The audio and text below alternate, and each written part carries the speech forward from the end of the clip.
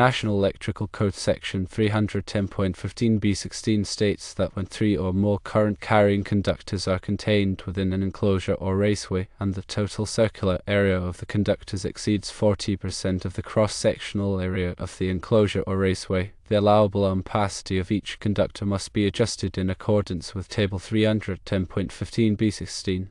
The table provides ampacity adjustments for both 75 degrees Celsius and 90 degrees Celsius rated conductors.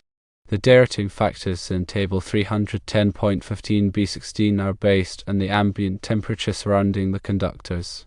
Since 75 degrees Celsius rated equipment is allowed to operate at a maximum ambient temperature of 75 degrees Celsius, the 90 degrees Celsius column can be used for derating because the ambient temperature will not exceed 90 degrees Celsius. For example, a circuit has 4 12 American wire gauge conductors carrying 20 amps each. The conductors are installed in a conduit that has a cross-sectional area of 1 square inch. Using Table 310.15b16 for 90 degrees Celsius conductors, the allowable ampacity for each conductor is 31 amps. Therefore, the circuit is properly sized. Understanding conductor ampacity and derating involves several key concepts that are crucial for safe and compliant electrical installations. Firstly, ampacity refers to the maximum current in amps that a conductor can carry continuously under specific conditions of use without exceeding its temperature rating. Secondly, derating is the process of reducing the allowable ampacity of a conductor to account for factors such as ambient temperature and the number of current-carrying conductors in a raceway or cable. Thirdly, the National Electrical Code, or NEC, provides tables and guidelines for determining conductor ampacity and derating factors. In the context of derating wires for more than 3 current-carrying conductors in 75 degrees Celsius rated equipment, the question revolves around whether it is permissible to use the 90 degrees Celsius column in ampacity tables or if you must use the 75 degrees Celsius column. The NEC does allow the use of the 90 degrees Celsius column for derating purposes, even when the equipment is rated for 75 degrees Celsius under certain conditions. The primary reference for this is NEC Section 310.15b16, which deals with adjustment factors for more than 3 current-carrying conductors in a raceway or cable. This section directs you to Table 310.15b16, which provides adjustment factors based on the number of current-carrying conductors. To understand why the 90 degrees Celsius column can be used, it's important to consider the temperature limitations of the conductors and the equipment.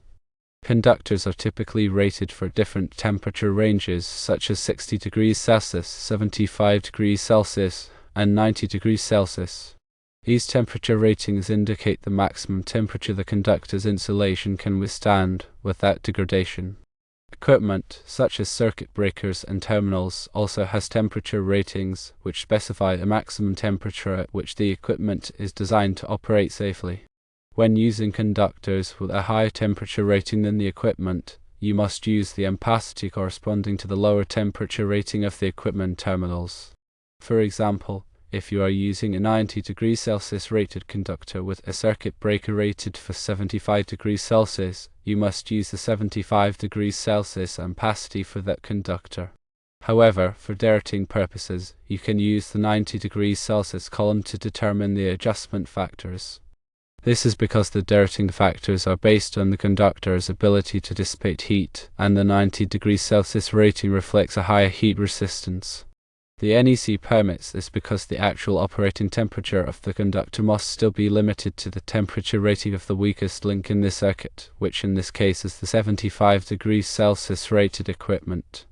Here is a more detailed breakdown of the process.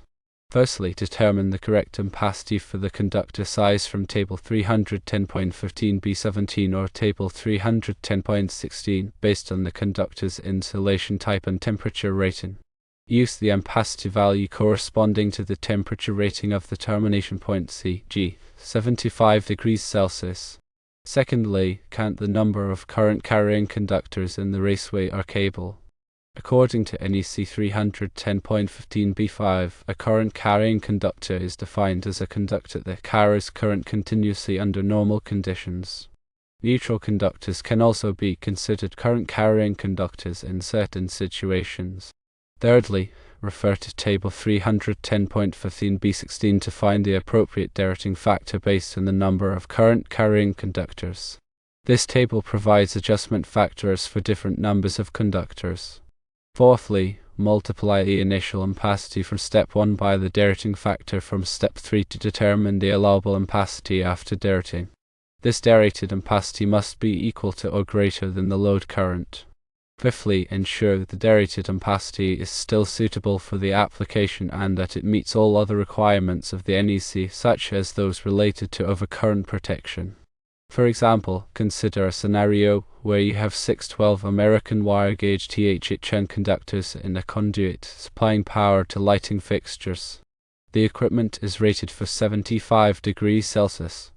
The 12 American wire gauge THHN conductor has an ampacity of 30 amps at 90 degrees Celsius and 25 amps at 75 degrees Celsius according to the NEC tables. Since the equipment is rated for 75 degrees Celsius, you must use the 25 amps value as the starting point for derating. According to Table 310.15b16, 6 current carrying conductors require a derating factor of 80%. Multiply the 75 degrees Celsius ampacity of 25 amps by the derating factor of 0.80. The derated ampacity is 20 amps. Therefore, after derating, the 12 American wire gauge THHN conductors can carry a maximum of 20 amps in this scenario. In summary, while you must use the ampacity corresponding to the 75 degrees Celsius temperature rating of the equipment when selecting the initial ampacity of the conductor, you are allowed to use the 90 degrees Celsius column for derating purposes as long as the final derated ampacity is appropriate for the application and meets all other NEC requirements. This approach ensures that the conductor's temperature rating is not exceeded and that the electrical system operates safely and reliably. The National Electrical Code Section 310.15b16 specifically addresses the issue of adjusting ampacity for multiple current carrying conductors in a raceway or cable. This section directs users to Table 310.15b16, which provides adjustment factors for different numbers of current carrying conductors. The table includes adjustment factors for conductors with different temperature ratings such as 60 degrees Celsius, 75 degrees Celsius, and 90 degrees Celsius. The key principle is that the temperature rating of the conductor must be suitable for the application and must not exceed the temperature rating of the terminals or equipment to which the conductor is connected.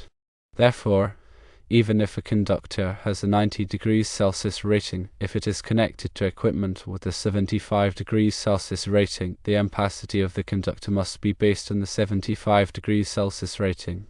However, the derating factors in Table 310.15b16 can still be applied based on the 90 degrees Celsius rating, as long as the final ampacity does not exceed the 75 degrees Celsius limit. To illustrate this with an example, let's consider a situation where you have 8 14 American wire gauge THHN conductors in a conduit. The conductors are supplying power to receptacles in an office building. The equipment is rated for 75 degrees Celsius. According to the NEC, a 14 American wire gauge THHN conductor has an ampacity of 25 amps at 90 degrees Celsius and 20 amps at 75 degrees Celsius. Since the equipment is rated for 75 degrees Celsius, you must use the 20 amps value as the starting point for derating. Referring to Table 310.15b16, 8 current carrying conductors require a derating factor of 70%. Multiply the 75 degrees Celsius ampacity of 20 amps by the derating factor of 0.70. The derated ampacity is 14 amps. Therefore, after derating, the 14 American wire gauge THHN conductors can carry a maximum of 14 amps in this scenario. This ensures that the conductors are not overloaded and that the equipment operates within its temperature limit. In summary, the NEC allows the use of the 90 degrees Celsius column for derating purposes, even when the equipment is rated for 75 degrees Celsius, as long as the final derated ampacity does not exceed the ampacity corresponding to the 75 degrees Celsius rating. This approach allows for more flexibility in conductor selection and can result in cost savings, while still ensuring a safe and reliable electrical installation. The 90 degrees Celsius column is permissible for derating wires carrying more than 3 current carrying conductors in 75 degrees Celsius rated equipment. NEC Section 310.15b16 provides guidance on this. The derating factors in Table 310.15b16 consider the ambient temperature surrounding the conductors, allowing the use of the 90 degrees Celsius column as long as the ambient temperature does not exceed 90 degrees Celsius.